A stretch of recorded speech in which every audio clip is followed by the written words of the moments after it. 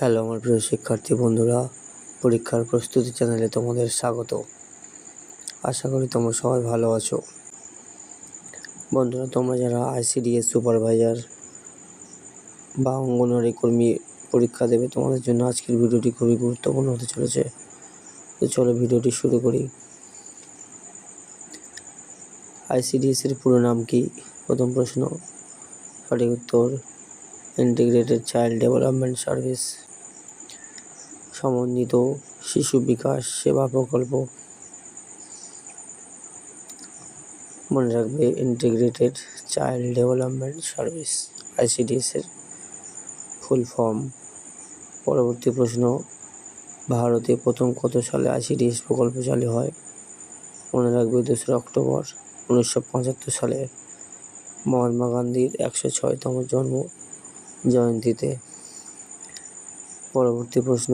ICDS প্রকল্পের মূলে কোন কর্মী সরাসরি গ্রামের শিশু ও মায়েদের পরিষেবা দেন?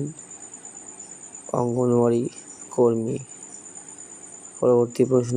শিশুদের রিকেট রোগ কোন ভিটামিনের অভাবে হয়? Vitamin D. পরবর্তী প্রশ্ন। একজন গর্ভবতী মহিলার প্রধানত কোন খনিজের অভাব পূরণের জন্য আয়রন ও ফলিক অ্যাসিড ট্যাবলেট দেওয়া হয়?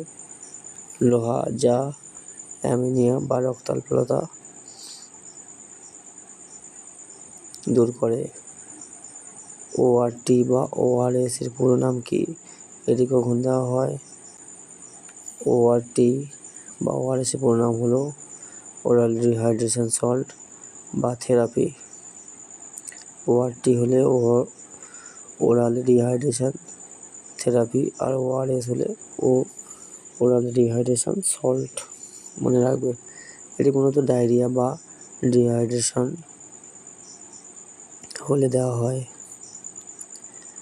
মাতৃদুগ্ধে কোন অ্যান্টিবডি থাকে যা শিশুকে রোগ প্রতিরোধ ক্ষমতা দেয়? AGA, immunoglobulin A। মনে রাখবে। এবার সাধারণ জ্ঞান বা পশ্চিমবঙ্গের ভূগোলের উপর বেশ কিছু প্রশ্ন। পশ্চিমবঙ্গ কোন জেলার উপর দিয়ে কর্কটক্রান্তি রেখে গেছে? মনে রাখবে, পূর্ব পশ্চিম বর্ধমান, বাঁকুড়া, পুরুলিয়া এবং নদীয়া। 5টি জেলার উপর দিয়ে গেছে। ভারতের সংবিধানের জনক কাকে বলা হয়? Doctor B.R. আম্বেদকরকে। সবুজ বিপ্লব প্রধানত কোন ফসলের উৎপাদনের সাথে যুক্ত ছিল? গম ও ধান উৎপাদন। মানবদেহের স্বাভাবিক তাপমাত্রা কত? মনে রাখবে, 98.4 ডিগ্রি ফারেনহাইট বা প্রায় 37 ডিগ্রি সেলসিয়াস। কোন গ্রন্থিকে মানবদেহের মাস্টার গ্ল্যান্ড বলা হয় বা প্রভুগ্রন্থি বলা হয়? পিটুইটারি গ্রন্থিকে। বন্ধুরা, আজকের মতো ভিডিও এই পর্যন্ত। আমি কোনো সময় নষ্ট করি না, যেটুকু তোমাদের দরকার সেইটুকুই আমি ভিডিওতে বলি।